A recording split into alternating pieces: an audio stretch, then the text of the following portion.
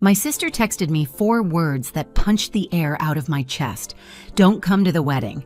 I stared at the screen, still holding the receipt for the last payment I'd made, part of the $100,000 I'd spent to build her dream ceremony. The venue, the flowers, the band, every detail. All because she said she needed me. But that text wasn't the part that broke me. What came after my mother's explanation, the planner's silence, and the discovery buried inside the contracts was what changed everything. And the moment I used it, none of them saw it coming. My name is Amanda Cole, and for most of my life, I've been the person everyone trusted to handle things. I didn't earn that title through affection or praise. It was assigned to me the way you assign chores to the kid who won't talk back. Growing up in Spokane, I learned early that calmness wasn't a personality trait in my family. It was a requirement. My mother, Helen, used to say I was steady, the kind of daughter who didn't need checking on. My little sister, Lily, was the opposite, sensitive, fragile, easily overwhelmed. That was the word they used, fragile, as if she were made of thin glass and I was the towel used to wrap her. While Lily was being comforted, soothed, protected from anything remotely uncomfortable, I was the one walking myself to elementary school, filling out my own field trip forms, cooking instant noodles in the microwave, because Mom was driving Lily to another art lesson she'd quit 2 weeks later. Dad Rob loved us both, but he stayed out of anything emotional. If Mom made a decision, he backed it by staying quiet. Silence was his way of saying, "Don't ask me to pick sides." By the time I reached adulthood, the pattern was cemented. Lily didn't just expect help, she existed inside a world where help would always arrive. And I existed in the world next door, the one where needing anything was an inconvenience. So when she got engaged to Connor, tall, smooth-talking, good-on-paper Connor, I wasn't surprised my mother called me the same night. She didn't ask how my day was or how work at the healthcare firm was going. She went straight to Amanda. Lily's dream wedding is finally happening. She wants something beautiful. And you're so good at managing things.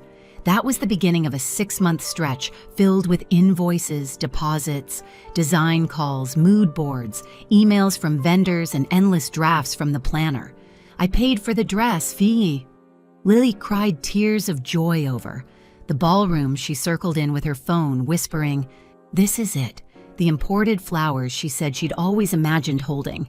Every bill and payment passed across my laptop under the warm kitchen lights of my Seattle apartment, and I believed it was worth it.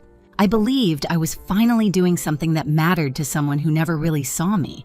But just when everything was in place, just when I thought I'd bought a seat at my own sister's happiness, something shifted in a way so small it almost felt accidental.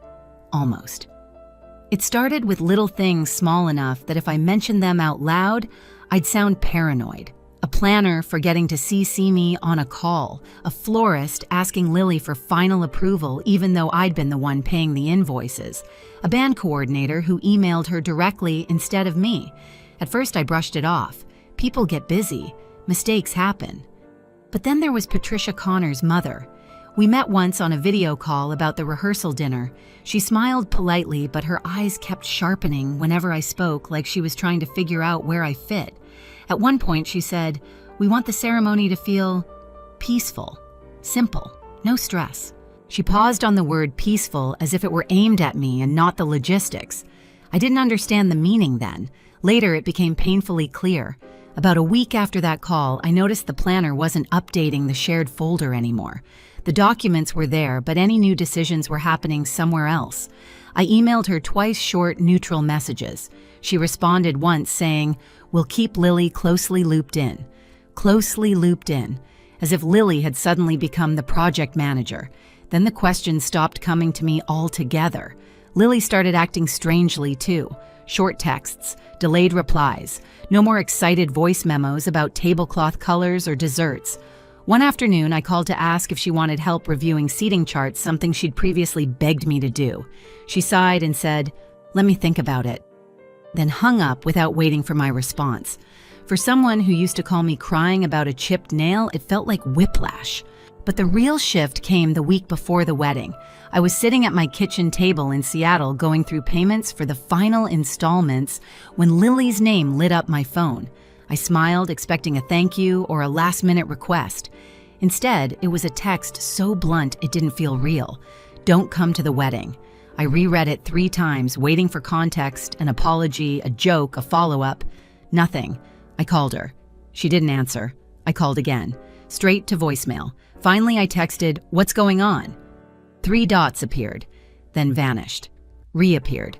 Vanished again. 20 minutes later, Mom called. "Amanda." She said softly, the same tone she used whenever she needed something.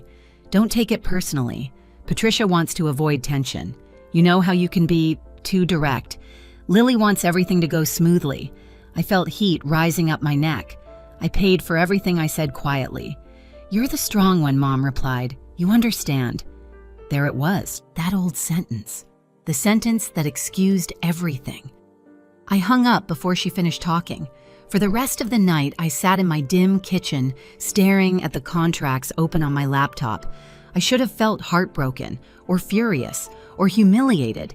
Instead, I felt something sharper clarity, because as I traced the lines of those documents, one detail stood out, pulsing like a beacon I had never noticed before.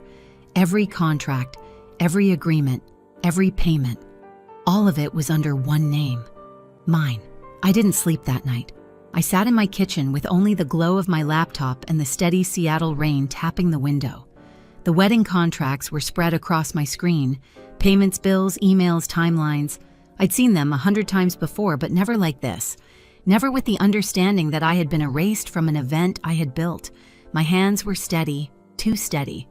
I clicked open the venue agreement first, scanned down the text I'd skimmed months ago. And there it was, bold, almost smug in its simplicity. Primary signer Amanda Cole. Cancellation rights reserved exclusively for the signer. I leaned back in my chair. A cold calm settled in, thicker than anger, heavier than hurt. It wasn't rage. It was recognition of power I didn't know I still had. My phone buzzed on the counter, Mom again. I let it ring. I opened the catering agreement, same thing. Signer me.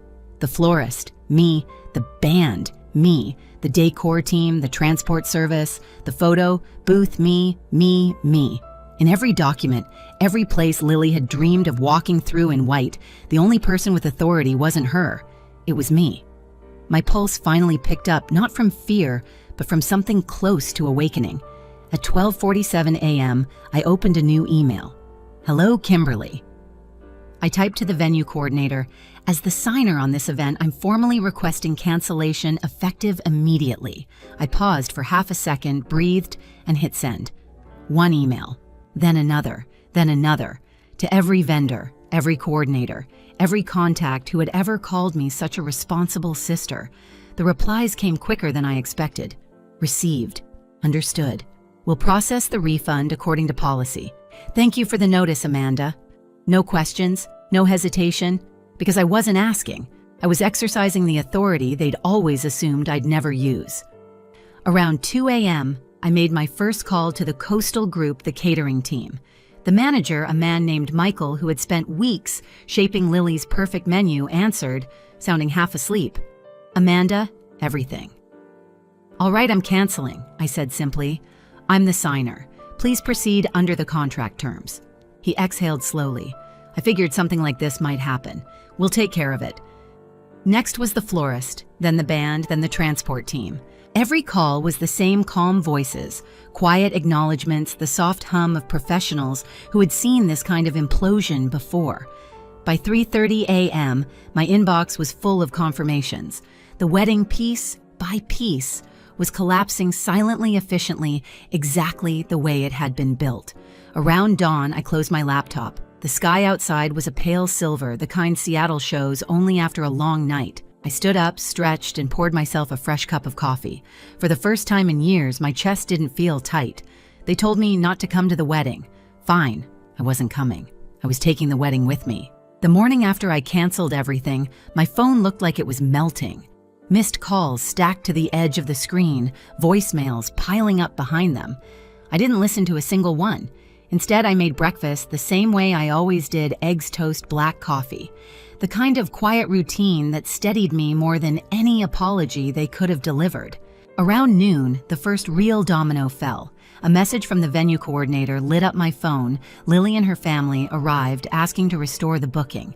We informed them the signer must authorize changes. I imagined it perfectly, my mother's smile tightening.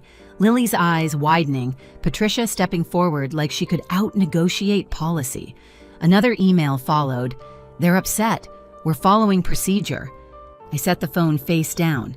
By 3 p.m., the text shifted from confusion to panic. Amanda, call me now. Why would you sabotage the wedding? This is humiliating. You're acting unstable. Unstable. The word they used when they didn't want to face what they'd done. I didn't respond.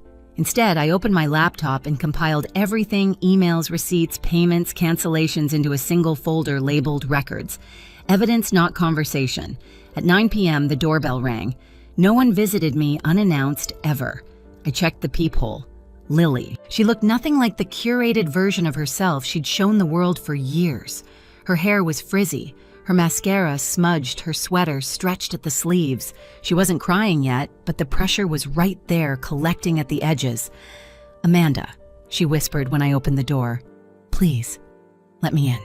She sat on the very edge of my couch, elbows on her knees, clutching her phone like it was the last thing tethering her to anything stable. Why did you do this? She asked. I kept my voice even. You told me not to come. She shook her head. It wasn't meant literally. Texts are literal, I said. She looked down. I was stressed. Patricia said it might be calmer if you weren't there. She thinks you're too intense. I couldn't help the small laugh that escaped. Intense. Patricia hasn't seen intense. Lily twisted her fingers. I didn't think you'd react like this. How did you think I'd react? I asked. After paying for everything. She didn't answer.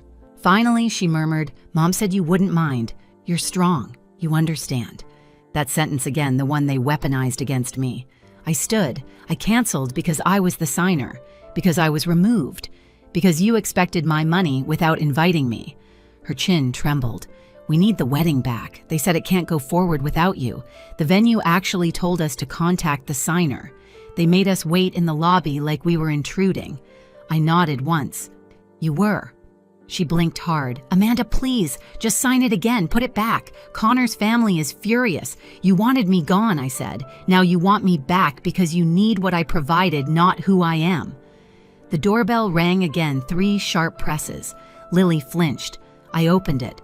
Mom stepped inside before I said a word, face tight with a mix of anger and desperation. Behind her stood Patricia, perfectly composed, except for the stiff posture of someone scrambling to maintain authority. Mom started first. Amanda Marie Cole, what is the meaning of this? I folded my arms. The meaning of what? Canceling the wedding, she snapped. You're embarrassing us. You erased me first, I said. Mom waved her hand. We did what we had to do to keep things peaceful. You broke the peace, I replied. You removed me from the wedding I paid for. Patricia stepped forward, voice clipped. We needed a harmonious environment. You complicate things. I stared at her. This is me calm, completely calm. She faltered but recovered. Your behavior proves our concern. My behavior, I repeated. I sent polite cancellations. Meanwhile, you told people I was having a breakdown. Patricia looked away. Mom didn't. Mom crossed her arms. Fix this, Amanda. No, I said simply. Lily's voice broke. Please. The venue said you're the only one who can authorize the reinstatement. They said we'd have to ask you. Her voice cracked on the word ask. She wasn't used to asking me for anything besides money. Then ask, I said quietly. Ask properly. She swallowed hard. Amanda, please, sign it. No. Her knees buckled and she sank into the couch. Mom gasped softly. Patricia stiffened. Why? Lily whispered. Why are you doing this to me? I'm not doing anything to you, I said. I'm doing something for myself. Silence swelled in the room. Then I delivered it, the final line I'd rehearsed only in my mind. You removed me from your wedding, so I removed your wedding from my name. Mom's breath hitched.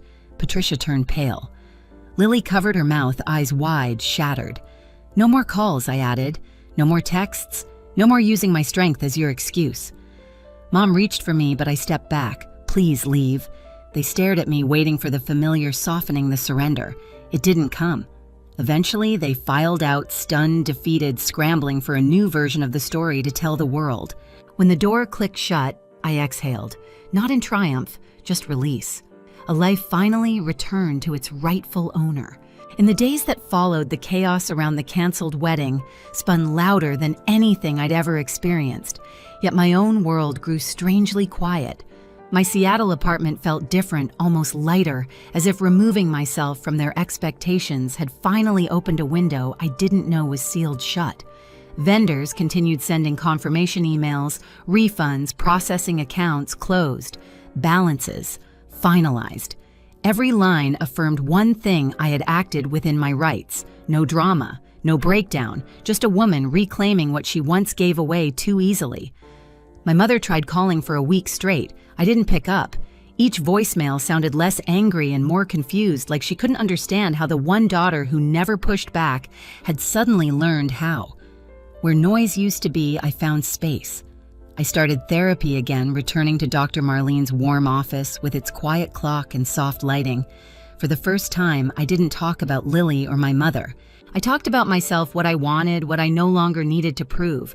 It felt unfamiliar but good, like stepping into a room built just for me. I also joined a Women in Tech mentorship circle. Wednesday nights became the highlight of my week. Women who spoke plainly, asked directly, and didn't punish each other for having boundaries. I learned how to say no without apologizing. I learned how to ask for things without shrinking. And for the first time in my life, I started choosing myself, not out of anger, but out of clarity. A month later, on a quiet Sunday morning, I walked along Lake Union with a cup of black coffee and realized something simple, but new. My life finally felt like mine. Not borrowed, not demanded, not shaped around someone else's emergencies. Mine. Lily eventually sent a letter, not asking for money, not asking for the wedding back, just acknowledging what she'd broken and what she couldn't undo. I didn't rush to forgive her. Some things need time, space, and honesty before they can be rebuilt. But for once, the choice was mine to make, not an obligation pressed into my hands. And that's the point, isn't it? Boundaries aren't punishments. They're doors you close so peace has somewhere to stay. If you've ever carried a family on your back until you disappeared beneath it, tell me your story in the comments. And if this resonated with you, don't forget to subscribe for the next one.